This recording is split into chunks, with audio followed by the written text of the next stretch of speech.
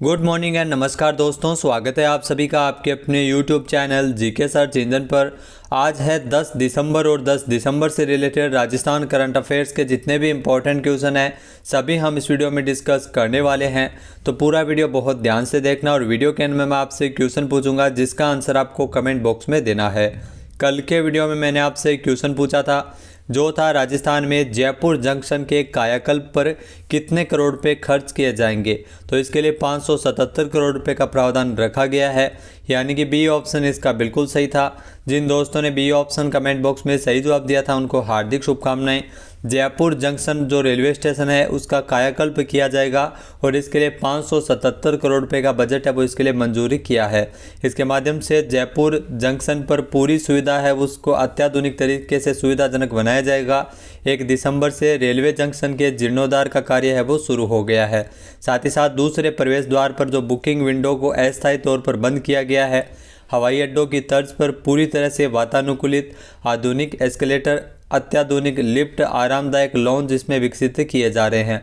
तो जयपुर जंक्शन के कायाकल्प पर 577 करोड़ रुपए खर्च किए जाएंगे और पूरी तरह से इसे अत्याधुनिक तरीके से सुविधाजनक बनाया जाएगा। चलिए स्टार्ट करते हैं आज के करंट अफेयर्स।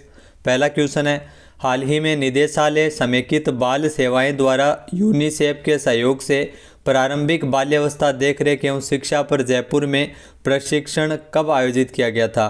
तो ये प्रशिक्षण आयोजित किया गया था 6 से लेकर 8 दिसंबर तक, यानी कि सी ऑप्शन इसका बिल्कुल सही है। जानते हैं इंपॉर्टेंट फैक्ट्स। तो निदेशालय समेकित बाल सेवाएं द्वारा यूनिसेफ के सहयोग से HCM रीपा में जयपुर जिले के समस्त बाल विकास परियोजना अधिकारियों के लिए और महिला पर्यवेक्षकों का प्रारंभिक बाल्यावस्था देखरेख एवं शिक्षा ECC पर 6 से लेकर 8 दिसंबर तक प्रशिक्षण शिविर का आयोजन किया गया था। महिला पर्यवेक्षकों का ये 1 दिवसीय ECC प्रशिक्षण है वो संपन्न हुआ था। प्रारंभिक बाल्यावस्था देखरेख पर शिक्षा पर आपको बता दें कि 6 से लेकर 8 दिसंबर तक 3 बैच में इस प्रशिक्षण का आयोजन किया गया था। आंगनबाड़ी केंद्रों पर शिक्षा की गुणवत्ता बढ़ाने के साथ साथ बच्चों के सर्वांगीण विकास से संबंधित कई बिंदुओं पर इसमें चर्चा भी की गई थी। नेक्स्ट है, हाल ही में राजस्थान में पोटाश के विपुल भंडार कहाँ मिले हैं। तो राजस्थान में पोटाश के भंडार मिले हैं बीकानेर और हनुमानगढ़ में, यानी कि सी ऑप्शन इसका बिल्कुल सही है, उपरोक्त दोनों। आइए जानते हैं इंपॉर्टेंट फैक्ट्स। तो राजस्थान में पोटाश के विपुल भंडार मिले हैं बीकानेर के लाखासर और हनुमानगढ़ के सतीपुरा में 500 से 700 मीटर गहराई पर पोटाश के भंडार है वो मिले हैं।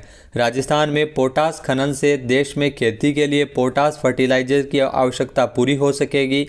माइंस विभाग के अतिरिक्त मुख्य सचिव डॉक्टर सुबोध अग्रवाल से 8 दिसंबर को सचिवालय में भारत सरकार के जो उपक्रम मिनरल एक्सप्लोरेशन कंसल्टेंसी लिमिटेड के CMD घनश्याम शर्मा के द्वारा मुलाकात की गई थी। पोटाश की खोज और खनन की संभावनाओं को लेकर रिपोर्ट है वो दी गई है। तो इसमें बीकानेर और हनुमानगढ़ में पोटाश के भंडार मिले हैं। नेक्स्ट है, प्रधानमंत्री कुसुम योजना में भारत का कौन सा राज्य अव्वल है। तो ये ध्यान रखना, प्रधानमंत्री कुसुम योजना जिसमें भारत का राजस्थान है वो अव्वल है, यानी कि ए ऑप्शन इसका बिल्कुल सही है। आइए जानते हैं इंपॉर्टेंट फैक्ट्स। तो PM कुसुम योजना जो प्रधानमंत्री कुसुम योजना जिसमें देश के सभी राज्यों में राजस्थान है वो शीर्ष स्थान पर है। देश में इस योजना के अंतर्गत पहला सोलर ऊर्जा पावर प्लांट भी राजस्थान के जयपुर जिले के कोटपुतली तहसील के भालोजी गांव में 3.50 एकड़ ज़मीन पर तकरीबन 3.70 करोड़ रुपए की लागत से स्थापित किया गया था। तो ये भालोजी गांव वाला क्वेश्चन है वो एग्जाम में काफ़ी बार पूछा भी गया है और आगे भी पूछा जा सकता है। तो भालोजी गांव में जो कोटपुतली तहसील में है जहां पर पहला सोलर ऊर्जा पावर प्लांट है वो लगाया गया था। प्रदेश में कुसुम योजना के तहत जो स्कीम 1 में अब तक 45 सौर ऊर्जा प्लांट है वो स्थापित किए जा चुके हैं। इन सौर ऊर्जा प्लांट की मदद से वर्तमान में 60.5 मेगावाट ऊर्जा का उत्पादन किया जा रहा है। नेक्स्ट है, हाल ही में राष्ट्रीय उष्ण अनुसंधान केंद्र बीकानेर और किस संस्थान के साथ MOU पर हस्ताक्षर किए गए हैं। तो हाल ही में राष्ट्रीय उष्ण अनुसंधान केंद्र बीकानेर और भारतीय विज्ञान संस्थान बेंगलुरु के मध्य MOU हुआ है, यानी कि ए ऑप्शन इसका बिल्कुल सही। ये जानते हैं इंपॉर्टेंट फैक्ट्स। तो राष्ट्रीय उष्ण अनुसंधान केंद्र बीकानेर और भारतीय विज्ञान संस्थान बेंगलुरु के मध्य रिसर्च और नॉलेज एक्सचेंज प्रोग्राम के तहत 8 दिसंबर को बेंगलुरु में एक MOU किया गया था। इस MOU पर राष्ट्रीय उष्ण अनुसंधान केंद्र की ओर से डॉक्टर आर्तबंधु साहू और निदेशक और भारतीय विज्ञान संस्थान की ओर से कैप्टन श्रीधर वारियर रजिस्ट्रार ने इसमें हस्ताक्षर किए थे। एमओयू के संबंध में जानकारी देते हुए डॉक्टर आर्तबंधु साहू ने बताया कि इस एमओयू के तहत दोनों संस्थान अनुसंधान एवं विकास की दिशा में मिलकर कार्य कर सकेंगे। अनुसंधान एवं ज्ञान विनिमय से संबंध इस एमओयू के तहत बहुउद्देशीय अनुसंधान कार्य किया जा सकेगा। नेक्स्ट क्वेश्चन है, हाल ही में राजस्थान के कितने विश्वविद्यालयों में G20 के सदस्य भारत की शिक्षा व्यवस्था के विकास के लिए कार्य करेंगे? तो राजस्थान के 4 विश्वविद्यालयों को इसके लिए चुना गया है, यानी कि सी ऑप्शन इसका बिल्कुल सही है। आइए जानते हैं इंपॉर्टेंट फैक्ट्स। तो भारत की 75 विश्वविद्यालयों में शिक्षा के लिए G20 है वो कार्य करेगी। इसमें राजस्थान के उदयपुर का मोहनलाल सुखाड़िया विश्वविद्यालय, जोधपुर से जय नारायण व्यास विश्वविद्यालय और जयपुर से राजस्थान विश्वविद्यालय और झुंझुनू का बिट्स पिलानी, तो 4 विश्वविद्यालयों को इसमें शामिल किया गया है। इसका मुख्य उद्देश्य द्विपक्षीय वार्ता के लिए प्लेटफॉर्म उपलब्ध करवाना है। G20 के सदस्य देशों का एक मकसद युवा पीढ़ी की सहभागिता को बढ़ाना है। इसके लिए G20 के सदस्य देश भारत की शिक्षा व्यवस्था के साथ विकास पर कार्य करेंगे, जिसमें देश के चुनिंदा 75 विश्वविद्यालयों को जोड़ा जाएगा, जिसमें राजस्थान से भी 4 विश्वविद्यालयों को चुना गया है, उदयपुर के मोहनलाल सुखाड़िया विश्वविद्यालय सहित। आपको बता दें कि उदयपुर में G20 की जो शेरपा बैठक है G20 की, जिसका हाल ही में 4 से लेकर 7 दिसंबर तक आयोजन किया गया था। इस कार्यक्रम में 29 देशों के डेलीगेट्स के द्वारा इसमें शामिल हुए थे। नेक्स्ट है, हाल ही में किस राज्य में राजीव गांधी किसान बीज उपहार योजना रबी 2022-23 लागू की जा रही है? तो ये योजना आपको बता दी कि राजस्थान में लागू की गई है, यानी कि बी ऑप्शन इसका बिल्कुल सही है। आइए जानते हैं इंपॉर्टेंट फैक्ट्स। तो राजस्थान में राजीव गांधी किसान बीज उपहार योजना रबी 2022-23 है वो लागू हुई है। इसके तहत किसानों को उच्च गुणवत्ता के प्रमाणित बीज उपलब्ध करवाए जाएंगे। योजना का संचालन राजस्थान राज्य बीज निगम की ओर से यह योजना संचालित की जा रही है। इस योजना का मुख्य उद्देश्य प्रदेश में प्रमाणित बीजों के उपयोग में बढ़ोतरी और प्रदेश के किसानों को वैज्ञानिकों द्वारा विकसित किए गए उन्नत किस्मों के गुणवत्तापूर्ण बीज उचित दर पर उपलब्ध करवाना है। इस योजना के अंतर्गत जो वितरित किए जाने वाले बीज, जिसमें खरीफ की सीजन के लिए मुख्यतः मूंग, उड़द, ग्वार, सोयाबीन, मूंगफली, ज्वार, बाजरा, इसके अलावा रबी की सीजन में गेहूं, चना, सरसों और जौ के बीज वितरित किए जाएंगे। नेक्स्ट है, हाल ही में राजस्थान के किस जिला मुख्यालय पर मिनी फूड पार्क स्थापित किए जाने को लेकर 57.1 बीघा भूमि आवंटित किए जाने के प्रस्ताव को मंजूर किया था? तो आपको बता दें कि बीकानेर में ये मिनी फूड पार्क है वो स्थापित किया जाएगा, यानी कि सी ऑप्शन इसका बिल्कुल सही है। आइए जानते हैं इंपॉर्टेंट फैक्ट्स।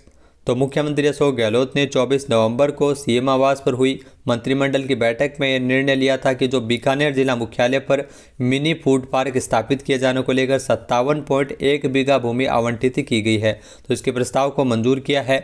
इसके माध्यम से मिनी फूड पार्क के माध्यम से किसानों, व्यवसायियों और उपभोक्ताओं को, जिसमें कृषि जिन्सों और उनके प्रोसेस्ड उत्पादों के व्यवसाय तथा निर्यात में यह सहायता यहाँ पर मिल सकेगी। नेक्स्ट है, हाल ही में देश का पहला डॉक्टर राजेंद्र प्रसाद अवार्ड किसे प्रदान किया गया? तो ये बहुत ही महत्वपूर्ण क्वेश्चन है। देश का पहला डॉक्टर राजेंद्र प्रसाद अवार्ड है वो प्रोफेसर रमेश अरोड़ा को दिया गया था, यानी कि सी ऑप्शन इसका बिल्कुल सही है। आइए जानते हैं इंपॉर्टेंट फैक्ट्स। तो 1 नवंबर 2022 को उपराष्ट्रपति जगदीप धनखड़ ने देश का पहला डॉक्टर राजेंद्र प्रसाद अवार्ड है वो प्रदेश के शिक्षाविद पूर्व professor dean professor Ramesh Arora को दिया गया था। यह पुरस्कार पब्लिक एडमिनिस्ट्रेशन में एकेडमिक एक्सीलेंस के लिए प्रदान किया जाता है और Indian institute of public administration नई दिल्ली की ओर से साल 2022 से ही इस पुरस्कार की शुरुआत की गई है और ये पुरस्कार मिला है प्रोफेसर रमेश अरोड़ा को, जिनको पूर्व में भी कई पुरस्कार है वो मिल चुके हैं। रमेश अरोड़ा को राजऋषि पुरुषोत्तम टंडन अवार्ड 2021, इसके अलावा पॉल एप्पल बी अवार्ड भी इनको मिल चुका है। नेक्स्ट है, हाल ही में 9वीं विश्व आयुर्वेद कांग्रेस और आरोग्य एक्सपो 2022 का उद्घाटन कहाँ किया गया था? तो 9वीं विश्व आयुर्वेद कांग्रेस और आरोग्य एक्सपो 2022 का उद्घाटन किया गया था गोवा में, यानी कि बी ऑप्शन इसका बिल्कुल सही है। आइए जानते हैं इंपॉर्टेंट फैक्ट्स। तो 9वीं विश्व आयुर्वेद कांग्रेस और आरोग्य एक्सपो 2022 का उद्घाटन हाल ही में गोवा में किया गया था। इसका आयोजन गोवा में 8 से लेकर 11 दिसंबर तक किया जा रहा है। इसका उद्घाटन केंद्रीय पर्यटन और जहाजरानी बंदरगाह और जलमार्ग राज्य मंत्री श्रीपद नायक के द्वारा और गोवा के मुख्यमंत्री प्रमोद सावंत और वैद्य राजेश कोटेचा के द्वारा किया गया था। इस विश्व आयुर्वेद कांग्रेस और आरोग्य एक्सपो का मुख्य उद्देश्य वैश्विक स्तर पर चिकित्सा की आयुष प्रणाली की प्रभावकारिता और ताकत का प्रदर्शन करना है। पीएम मोदी 11 दिसंबर को विश्व आयुर्वेद कांग्रेस के समापन समारोह में शामिल होंगे। नेक्स्ट है, हाल ही में अंतर्राष्ट्रीय भ्रष्टाचार विरोधी दिवस कब मनाया गया है?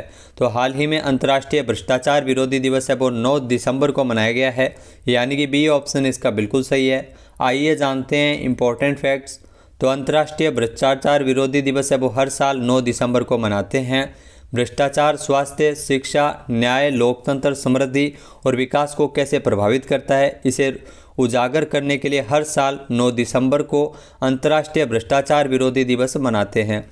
अंतर्राष्ट्रीय भ्रष्टाचार विरोधी दिवस 2022 की अगर थीम की बात की जाए तो इस साल की जो थीम रखी गई है वो है UNCAC@20 uniting the world against corruption. तो इस थीम पर अंतर्राष्ट्रीय भ्रष्टाचार विरोधी दिवस 9 दिसंबर को हाल ही में मनाया गया है। यूएन जनरल असेंबली ने 2005 में 9 दिसंबर को अंतर्राष्ट्रीय भ्रष्टाचार विरोधी दिवस के रूप में नामित किया था। अब बात कर लेते हैं आज के हमारे क्विज की। तो आज का हमारा क्विज है, हाल ही में राजस्थान विधानसभा में सरदार शहर विधानसभा सीट पर हुए उपचुनाव में किसने जीत दर्ज की है? एक बार फिर से सुनिएगा।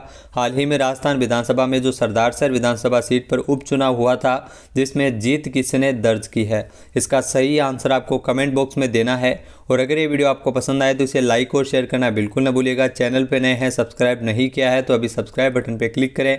इस वीडियो की जो PDF फाइल है वो आप वीडियो के डिस्क्रिप्शन बॉक्स से डाउनलोड कर सकते हैं और इस क्वेश्चन का आंसर आप वोट करके भी कर सकते हैं। इसके अलावा दोस्तों, जो राजस्थान करंट अफेयर्स के पिछले 6 महीने का वीडियो है वो अपलोड किया जा चुका है और उसकी PDF आपको टेलीग्राम चैनल पर मिल जाएगी। तो आज ही टेलीग्राम चैनल ज्वाइन कीजिए और वीडियो जरूर देखिए। जय हिंद, जय भारत, जय राजस्थान।